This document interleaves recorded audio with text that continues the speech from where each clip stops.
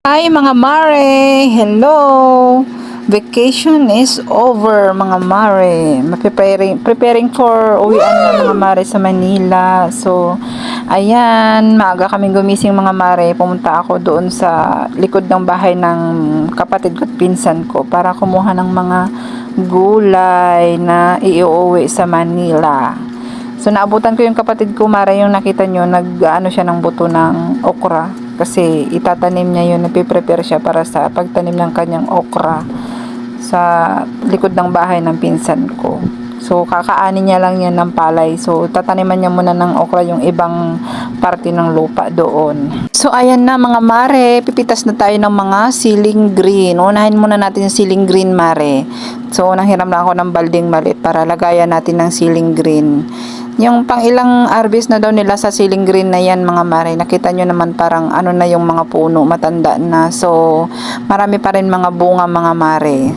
Yan naman si mama ko mare. Tinutulungan ako mag-harvest. So, para mapabilis yung pagkuha namin ng mga gulay na iuuwi ko. Yung mga anak ko mga mare, parang ayaw pang bumalik ng Maynila. Nag-i-enjoy pa sa vacation nila sa Novecia. Pero kasi kami ng asawa ko, nag-file lang ng leave ng 3 days lang. So, bale, ako humirit pa kasi ako ng day off lang dinikit lang yung day off ko sa leave ko. Kaya, need na namin bumalik ng Maynila para sa, trabaho. Hindi naman namin pwedeng iwan yung mga anak ko dyan kasi di pa nila kabisadong magbiyahe pabalik ng Maynila. Baka mamaya kung saan-saan sila mapunta. So, ayan mali-bali, so ayan mare, habang namimitas ako mare, yung pamangkin ko nandyan din tumutulong. Nagtumutulong ba yan? O naglalaro. Alam nyo mga mare, ito yung moment na malungkot sa magpapamilya. Yung magkakalayo na naman kayo ng pamilya mo. So, ako, uwi na naman ako ng Maynila. May iwan ko na naman yung mga magulang ko at saka ng kapatid ko dyan. Parang, lang, kasi 'di ba, magkakalayo na naman tayo, kami ng pamilya ko. Kaya nalulungkot ako. Pero ganun talaga ang buhay, mga mare. Kailangan natin magsakripisyo para sa pamilya kasi ako may sarili na din akong pamilya.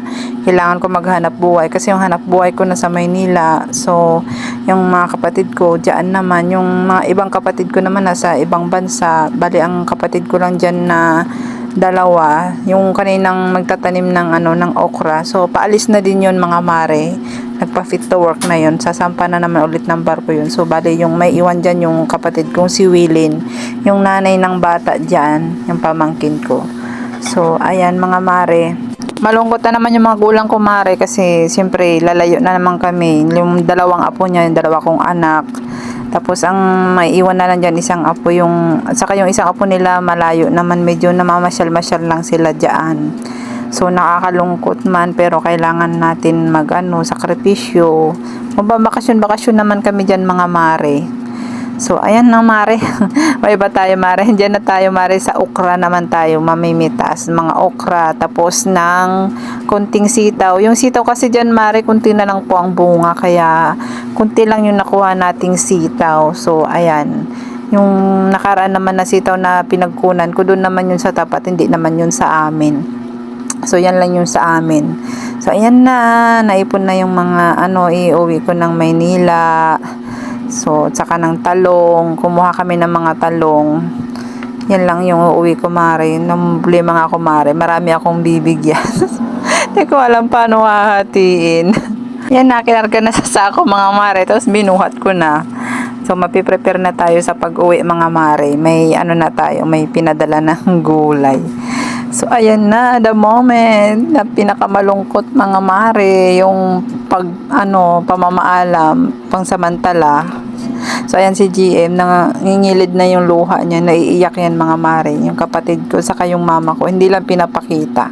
Pero deep inside mare, ramdam ko yung lungkot nila na lalayo na naman kami, may iiwan na naman sila dyan. So, buti na lang ngayon mare, may video call na tayong tinatawag, kaya kahit malayo tayo, nakakausap natin yung mga mahal natin sa buhay sa pamamagitan ng video call.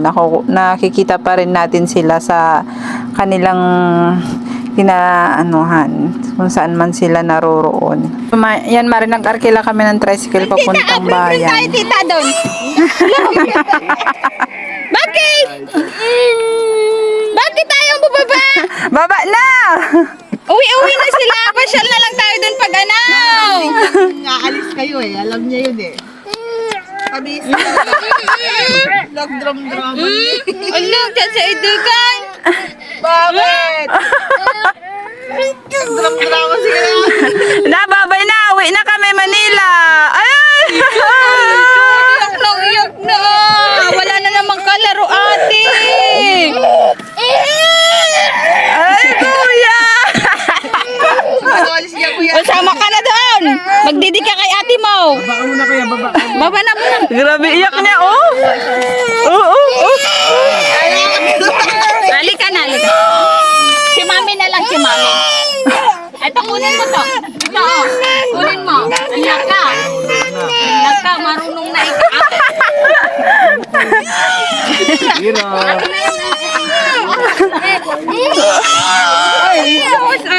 Maiwan na, Rudolph!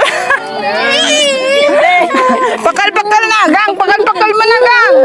Pakal-pakal na! Punta tayo doon. Papasyal tayo doon. Papasyal tayo doon, Wan. Papasyal tayo doon, Wan. At sakay tayo, bro, pag ano. Ay, guys. Pasyal tayo.